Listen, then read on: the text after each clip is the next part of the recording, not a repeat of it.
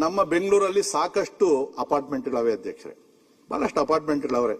ಅದರಲ್ಲಿ ಕೆಲವರು ಬಿಲ್ಡರ್ಸ್ ಏನ್ ಮಾಡವ್ರೆ, ಓಸಿನೂ ಇಲ್ಲ ಸಿಸಿನೂ ಇಲ್ಲ, ಪಾಪ ಅವ್ರ ಮನೆ ಆಟ ಅಲಾಟ್ ಮಾಡ್ಬಿಟ್ರು ಹೊಟ್ಟೋದ್ರತ್ಲ ಕಡೆಗೆ. ಈಗಲೂ ಒದ್ದಾಡ್ತಾ ಇರ್ತಕ್ಕಂಥ ಪರಿಸ್ಥಿತಿ. ಅದನ್ನ ಹೆಂಗ ಅವ್ರು ಮ್ಯಾನೇಜ್ ಮಾಡ್ಕೊಂಡು ಅವ್ರ ಜೊತೆಯಲ್ಲಿ ಹೋರಾಟ ಮಾಡ್ಕೊಂಡು ಹೋಗ್ತಾವ್ರೆ. ಇವತ್ತು ಅಪಾರ್ಟ್ಮೆಂಟ್ಗೆ ನಾವ್ಯಾವ್ದು ಕೂಡ ಅದು ಕಮ್ಯುನಿಟಿ ಗೇಟೆಡ್ ಇರೋದ್ರಿಂದ ನಾವು ಅವ್ರಿಗೆ ಯಾವುದೇ ಸೌಕರ್ಯವನ್ನ ಒಳಗಡೆ ಕೊಡಲ್ಲ, ಗೇಟ್ ವರ್ಗೂ ನಾವು ಕೊಡ್ತೀವಿ. ಕಾವೇರಿ ನೀರು ಕೊಡ್ತೀವಿ, ಕಸ ವಿಲೇವಾರಿ ಮಾಡುವಂತ ಕೆಲಸನೂ ನಾವು ಮಾಡ್ತಾ ಇದ್ದೀವಿ. ಕಳಸರಿ ನಮ್ಮ ಉಪಮುಖ್ಯಮಂತ್ರಿಗಳು ಅವ್ರದೊಂದು ಸಮಸ್ಯೆ ಇತ್ತು, ಏನು ಅಂತಂದ್ರೆ ಅಲ್ಲಿ ಅಪಾರ್ಟ್ಮೆಂಟ್ ವೆಲ್ಫೇರ್ ಅಸೋಸಿಯೇಷನ್ ಮಾಡ್ಕೊಂಡವ್ರೆ. ಕೆಲವರು ವೆಲ್ಫೇರ್ ಅಸೋಸಿಯೇಷನ್ ಮಾಡ್ಕೊಂಡವ್ರೆ, ಕೆಲವರು ಕೋಆಪರೇಟಿವ್ ಆಕ್ಟ್ ಅಲ್ಲಿ ಮಾಡ್ಕೊಂಡವ್ರೆ.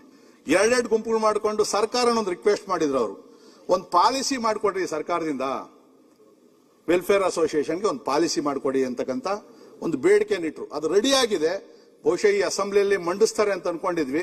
ಆದ್ರೆ ಯಾಕೋ ನಮ್ಮ ಕಾಂಗ್ರೆಸ್ ಸರ್ಕಾರಕ್ಕೆ ಅಪಾರ್ಟ್ಮೆಂಟ್ ಅವರು ಅಂದ್ರೆ ಅಲಸ್ಯ, ಅವ್ರು ಕಂಡ್ರೆ ಅಸಹ್ಯ. ಕಳೆದ ಒಂದು ಸಭೆಯಲ್ಲಿ ಅವರನ್ನ ಬಾಯಿ ಬಂದಂಗೆಲ್ಲ ಬೈದು, ಇನಾಮಾನವಾಗಿ ಬೈದು, ಯಾರು ಓಟ್ ಹಾಕ್ತಾರೆ ಯಾರು ಗೊತ್ತಾಗ್ತದೆ.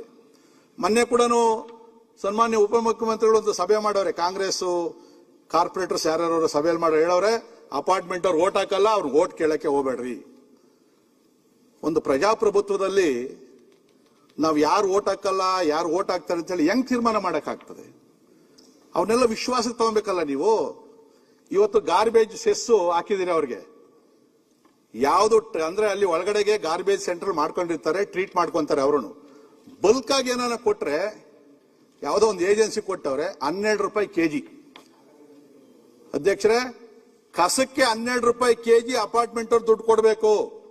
ಮತ್ತೆ ಪ್ರತಿ ಏಪ್ರಿಲ್ಗೆ 5 ರೂಪಾಯಿ ಜಾಸ್ತಿ ಆಗ್ತದೆ. ಕಸಕ್ಕೆ 12 ರೂಪಾಯಿ ಬೆಲೆ ಕಟ್ಟವ್ರೆ ಇವತ್ತು ಈ ರಾಜ್ಯ ಸರ್ಕಾರ. ಕೆಜಿಗೆ ಇನ್ನೇನು ಟನ್ಗ ಕೆಜಿ ಕಸಕ್ಕೆ. ಯಾಕೆ ಅಪಾರ್ಟ್ಮೆಂಟ್ ಮೇಲೆ ಗದಪ್ರಹಾರ ಮಾಡ್ತೀರಿ? ಇವತ್ತು ಅಪಾರ್ಟ್ಮೆಂಟ್ ಅಲ್ಲಿ ಇರ್ತಕ್ಕಂಥವರೆಲ್ಲ ಬಹುತೇಕ IT BT ಉದ್ಯೋಗ ಮಾಡುವಂತರು, ಬಿಸ್ನೆಸ್ ಮಾಡುವಂತರು. ಇವತ್ತು ಈ ಬೆಂಗಳೂರಿನ ಆದಾಯಕ್ಕೆ ಅವ್ರ ಕೊಡುಗೆ ಬಹಳ ದೊಡ್ಡದಿದೆ.